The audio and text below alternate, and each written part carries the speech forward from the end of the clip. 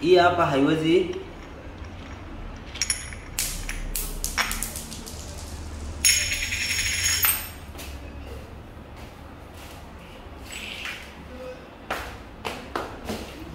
ukifungua utatoa hii peke yake, hii peke yake. Baada ya hapo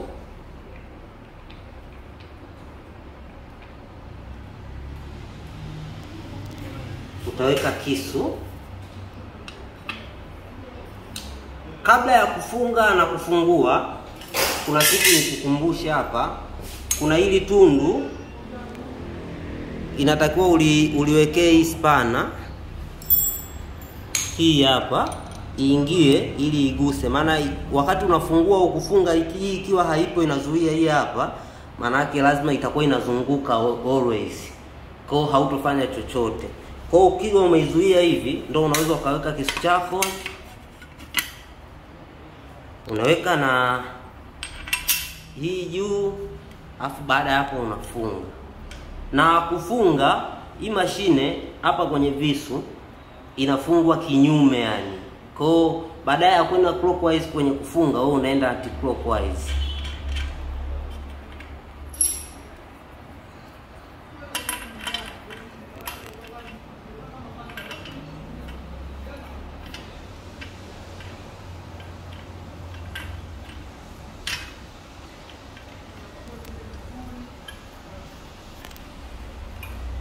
Baada ya hapo unaitoa.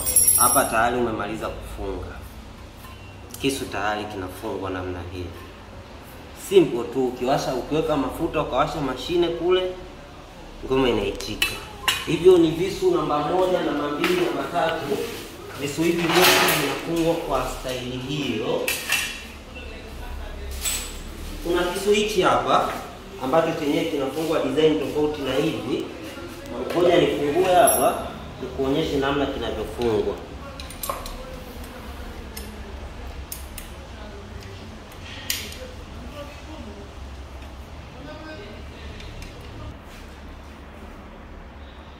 Ukishafungua kisu hichi unakifunga hapa chenyewe bila kuweka kitu chochote. Na kumbuka kufunga ni kinyume. Unakifunga mpaka kitakapokaza. Kitoa hii basi kisu tayari kina uwezo wa kufanya kazi. Hivi. Hapo ni namna ya kufunga kisu hichi cha aina nyingine.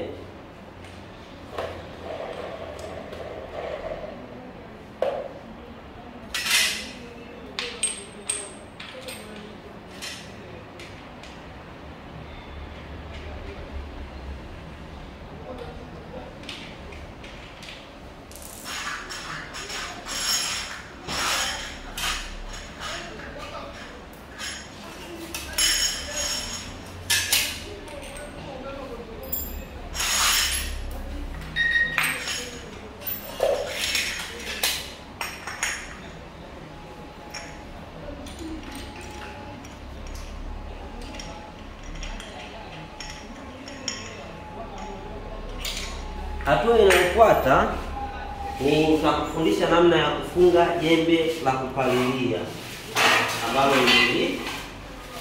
Sasa kwenye kupalilia utakuwa unaamua mwenyewe unapalilia kwa size hii. Yaani unapalilia kwa size gani? Kama leo unaopalilia labda yale mazao yameachana sehemu ndogo ndogo, unaweza kufunga jembe moja tu ukaendelea. Na kama yameachana sehemu kubwa kubwa, utafunga jembe zote na utafanya kazi. Jembe hili linafungwa,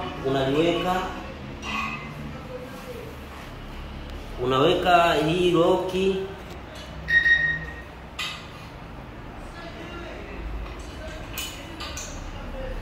Baada ya hapo unaifunga ili isije kachomoka.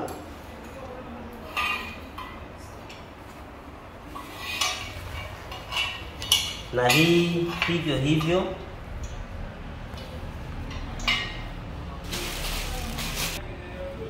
Sasa jembe letu ndio linakuwa hivi.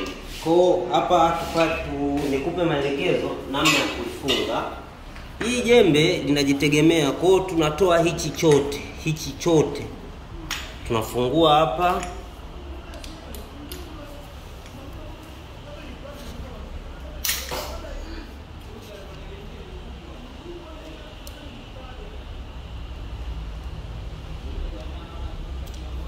Na hapa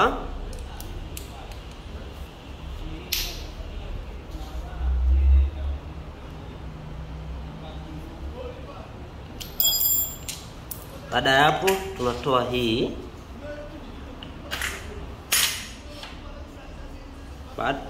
Kinachofuata ni kuweka hii ambayo tutalegeza hii bolt hapa juu.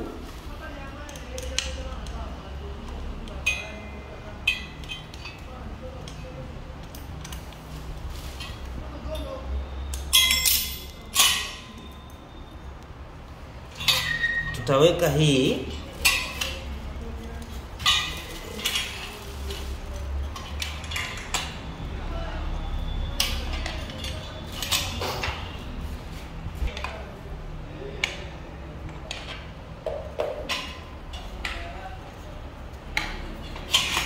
hili tundu itatakiwa lije kwenye bolti hii,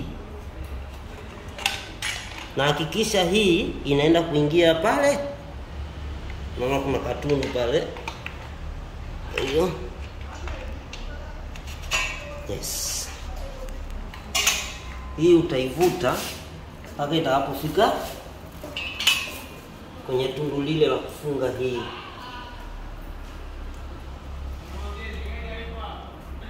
Baada ya hapo utaikaza.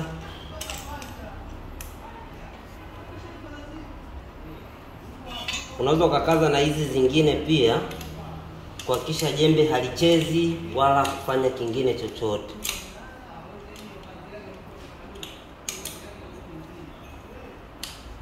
Takaza zote hizi hapa na hizi hapa. Jembe lako litakuwa lipo strong sasa kwa ajili ya kazi. Litakuwa strong kwa ajili ya kazi. Kwa mashine ikiwashwa utakuwa unakontrolea hapa.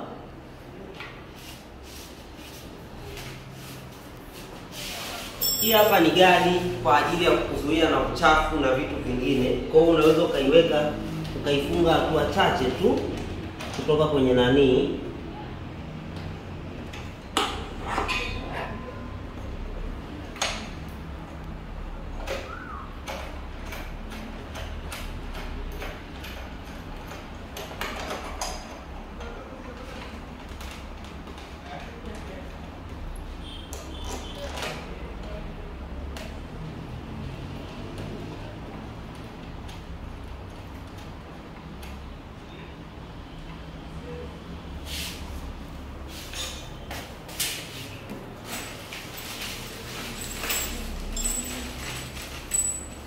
Na huu ni mkono ambao unaweza ukautumia kuushikia muda wa kufanya kazi. Yaani baada ya kushika hii ukashika huu mkono ambao wenyewe unafungwa hivi na bolti zake ni hizi.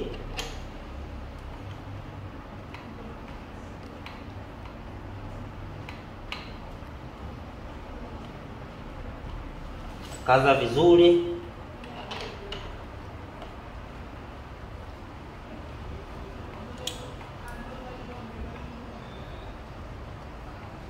Kwa mashine yako utakuwa una control hivi.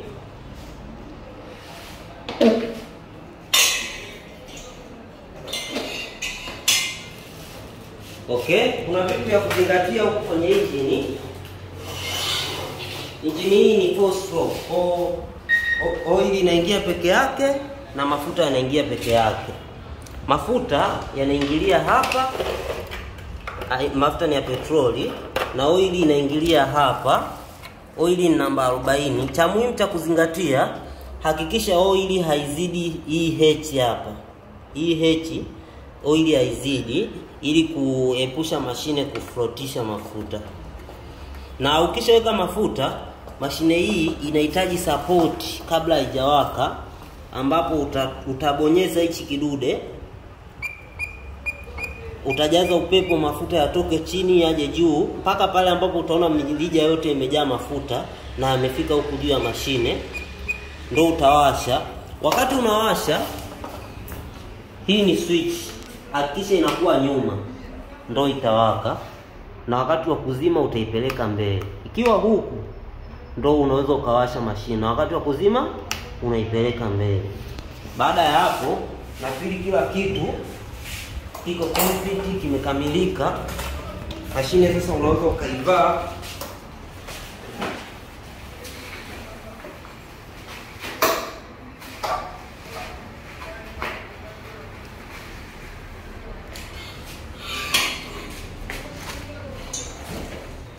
Mashine ukishaivaa inakuwa hivi.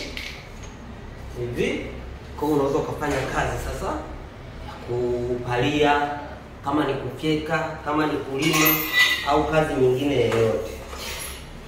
Mashine hii inapatikana kwa bei nzuri na ya ofa. Karibu Mwalimu Group Limited. Utaipata ikiwa na visu vyote kwa shilingi 700,000 na utaipata ikiwa na chainsaw kwa shilingi 800,000 tu. Sisi ndio suluhisho lako wewe mkulima. Karibu.